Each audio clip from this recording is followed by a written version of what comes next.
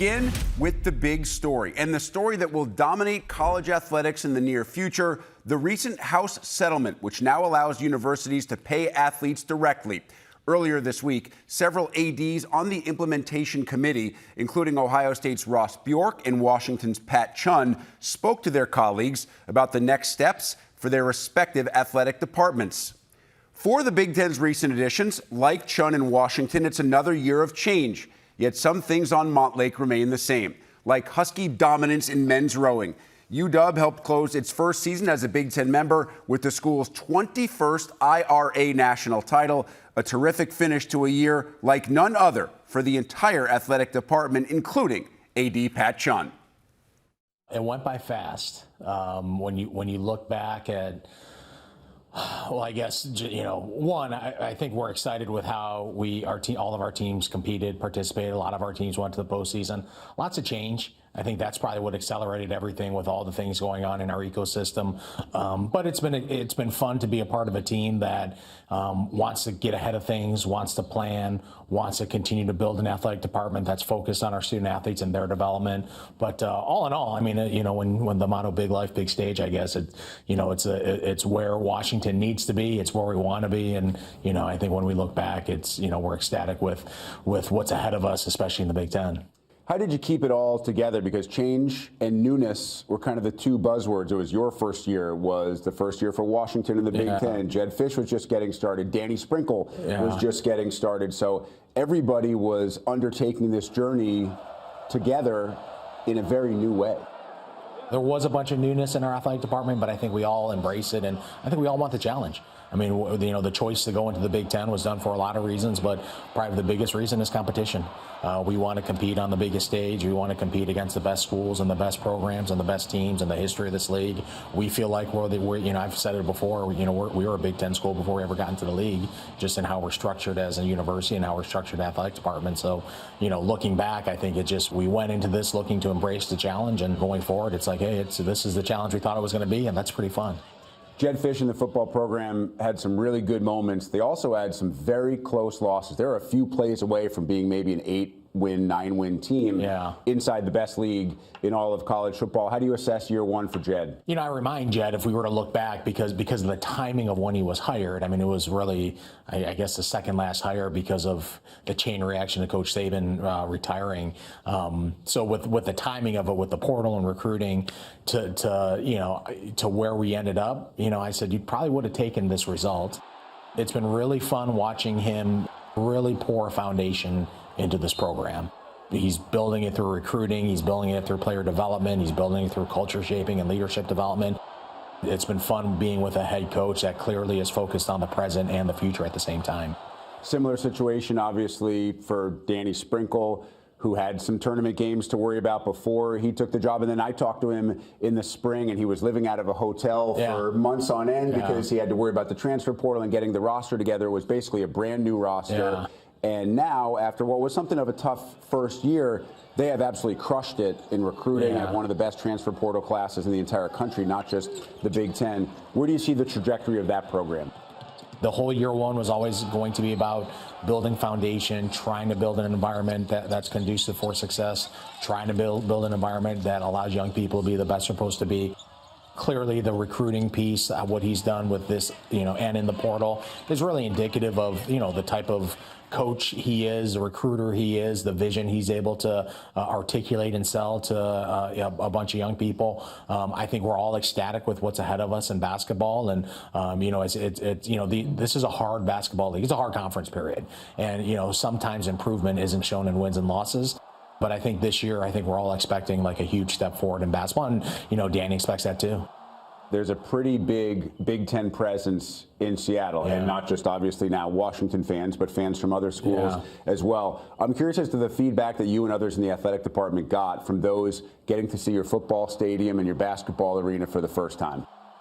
It's what we've always historically heard. There's nothing quite like the greatest setting in college football. We're proud of the fact we'll head into the season with the nation's second longest home winning streak. The nice thing for us at Washington, our students are so supportive. They come out, win or lose, they come support, whether it's football, men's basketball, women's basketball, volleyball, gymnastics, they're at our game. So we have a pretty unique home field advantage where we're at. There's a lot to do in the city, so I think us as a host school want you to be as distracted as possible with all the sights to see in Seattle. But I think it's just another jewel in what's known as the Big Ten. You know, we bring our own unique flavor to this conference. The Pacific Northwest is, you know, similar in certain degrees, but very different and unique to itself. And I think it's just what makes this a national conference and this conference so unique to itself. You mentioned women's basketball in that answer, and Tina Langley gets the women's team back to the NCAA tournament. And this is inside a league where more than 2/3 of the league goes to the NCAA tournament. How impressed were you by what she and that team did? Well, it's fun. I think we're all learning from watching Tina. I mean, she, in terms of someone who's poured concrete into the foundation, has been very, very intentional about the types of young people she's bringing to her program. Building culture, building team. It's been fascinating from where I sit just with her conviction on how to build a program.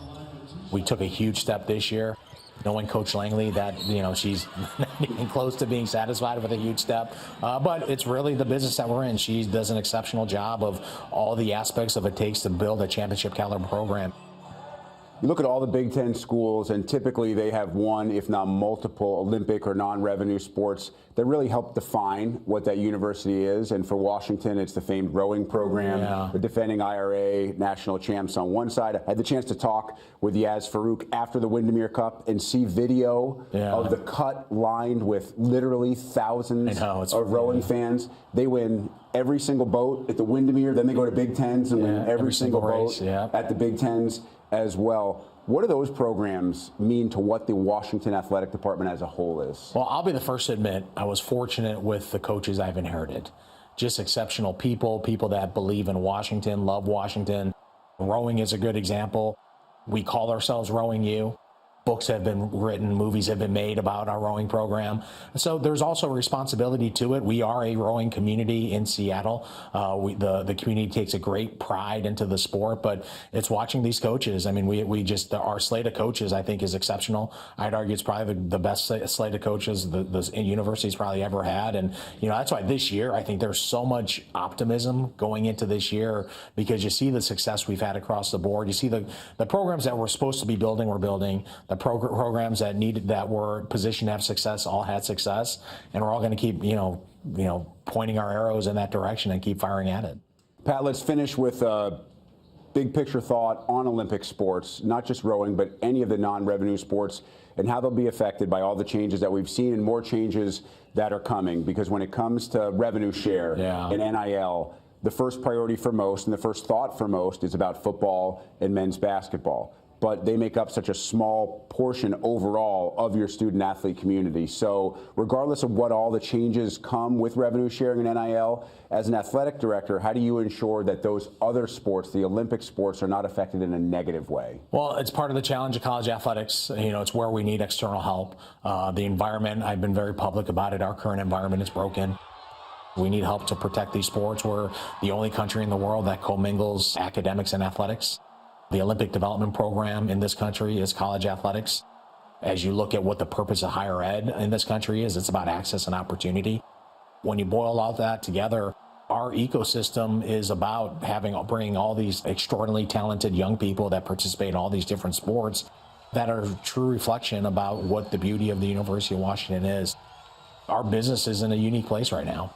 We have to figure out how to create a sustainable model that is legally defensible, and that's where we're going to need help from Congress and other areas to try to get that done. But there are hurdles ahead of us. But I think as an industry, we all understand what's at stake, and we all got to come up with solutions because you know this House settlement should create a pause, but there's going to be more chapters we're going to have to add to this.